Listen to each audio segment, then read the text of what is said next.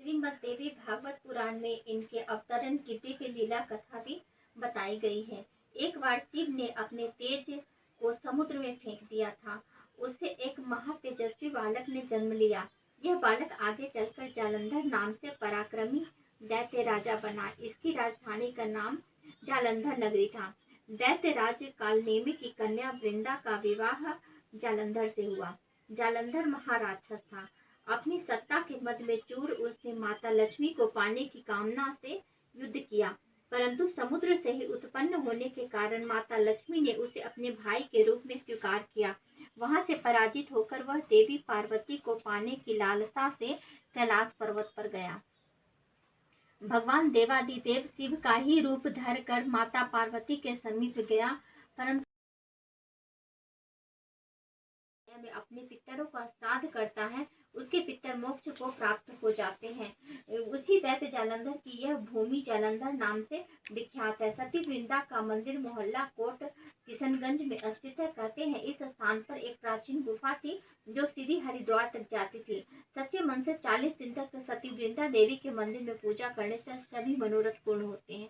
जय तुलसी मैया की।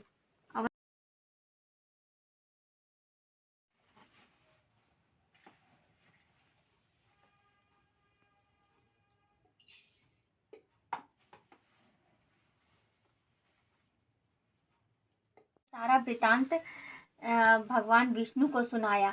जालंधर की पत्नी वृंदा अति पतिव्रता स्त्री थी। उसी के पतिव्रत धर्म की शक्ति से जालंधर न तो मारा जाता था और न ही पराजित होता था।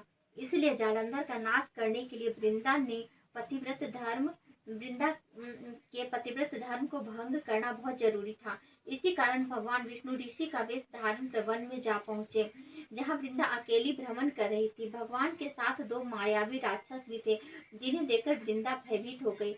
ऋषि ने वृंदा के सामने पल में दोनों को भस्म कर दिया। उनकी शक्ति देखकर वृंदा ने कैलाश पर्वत पर महादेव के साथ युद्ध कर रहे अपने पति जालंधर के बारे में पूछा। ऋषि ने अपने माया जाल से 2 वानर प्रकट किए। एक वानर के हाथ में जालंधर का सिर तथा दूसरे के हाथ में धड़। अपने पति की यह दशा देखकर वृंदा मूर्छित होकर गिर पड़ी।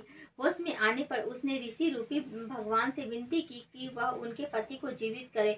भगवान ने अपनी माया से पुनः जालंधर का सिर धड़ से जोड़ दिया, परंतु स्वयं भी उसी शरीर में प्रवेश कर गए। वृंदा को इस छल का जरा भी आभास न हुआ। जालंधर बने भगवान के साथ वृंदा पतिव्रता का व्यवहार करने लगी, जिससे उसका सतीत्व भंग हो गया। ऐसा करते होते ही वृंदा का पति जालंधर युद्ध में हार गया। इस सारी लीला का जब वृंदा को पता चला तो उसने क्रुद्ध होकर भगवान विष्णु को शिला होने का श्राप दे दिया तथा स्वयं सती हो गई। जहाँ वृंदा भस्म हुई वहाँ